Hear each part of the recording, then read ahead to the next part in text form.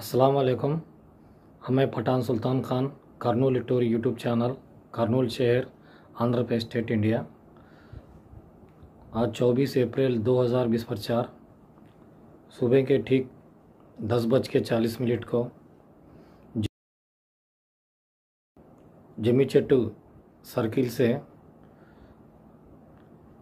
Nomination rally start हुआ। One town,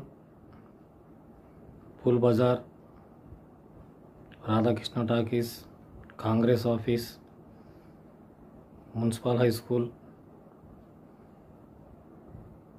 children's park से municipal office तक ये नॉमिनेशन रैली चला और उसके बाद वाईएसआरसीपी पार्टी के कर्नूल एमएलए उम्मीदवार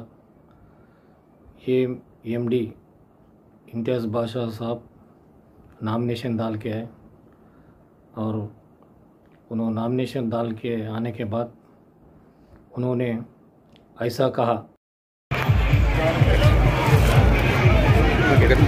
కర్నూలు నియోజకవర్గం వైఎస్ఆర్సీపీ అభ్యర్థిగా ఇమ్తియాజ్ బాషా గారు నామినేషన్ దాఖలు చేశారు. పెద్ద ఎత్తున వైఎస్ఆర్సీపీ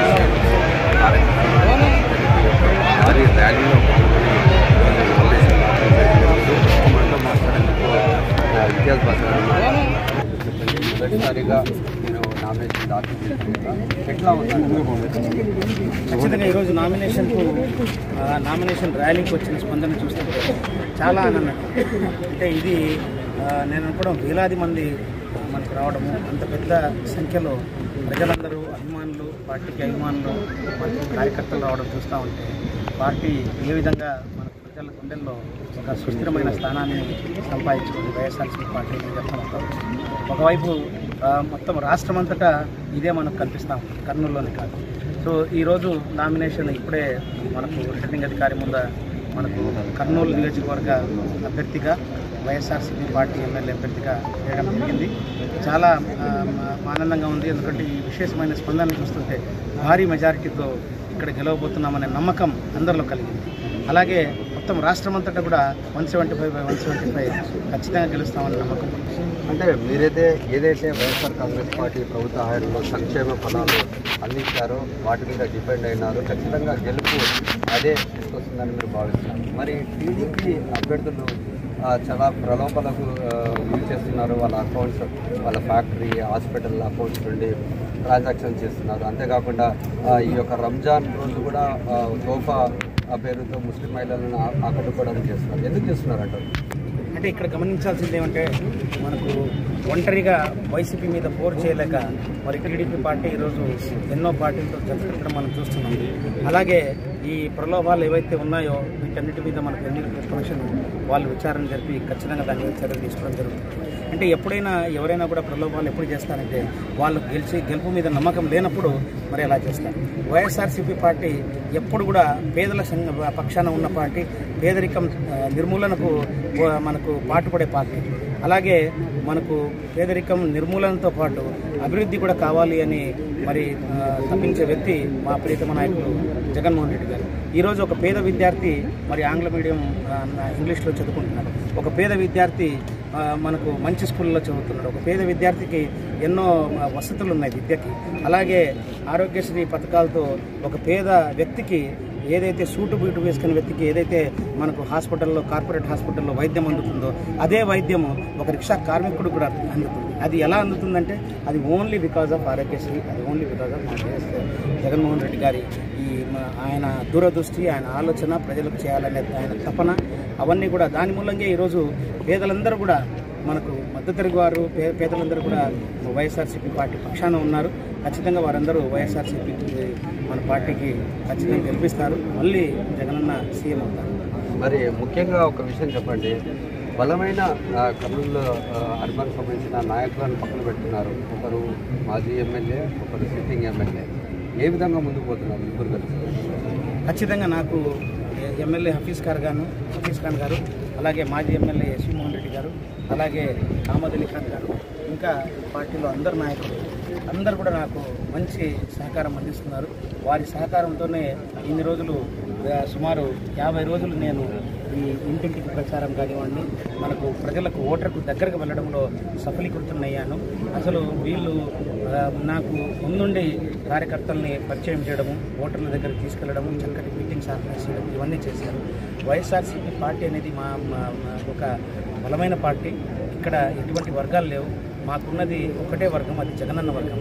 సో వైఎస్ఆర్సీపీ పార్టీలో ఉన్నది ఒకే వర్గం, ఒకే జెండా, ఒకే ఎజెండా, ఒకే పార్టీ.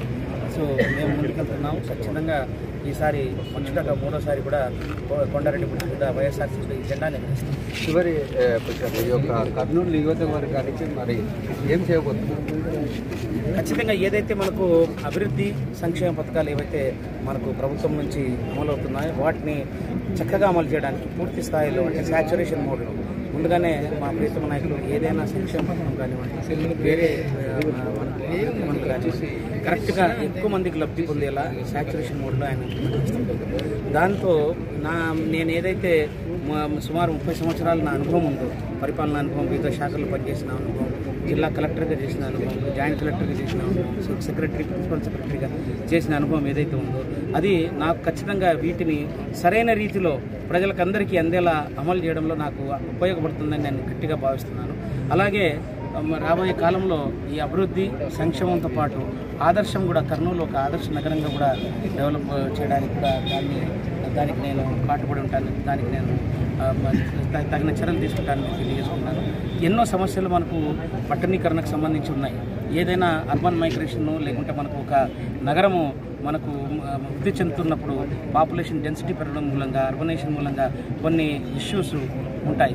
అవి ముఖ్యంగా డ్రింకింగ్ వాటర్ సమస్య కానివ్వండి, శానిటేషన్ కానివ్వండి, ట్రాఫిక్ కండిషన్ కానివ్వండి, వీటన్నిటికీ సరైన రీతిలో మనకు లాంగ్ టర్మ్ సొల్యూషన్స్ కనుక్కొని మనకు కర్నూలు నగర ప్రజలకందరికీ కూడా ఒక మంచి వసతులు కల్పించడం మా ముందున్న ఒక ఇప్పుడు చేయాల్సిన ముందు కార్యాలలో అదొకటి.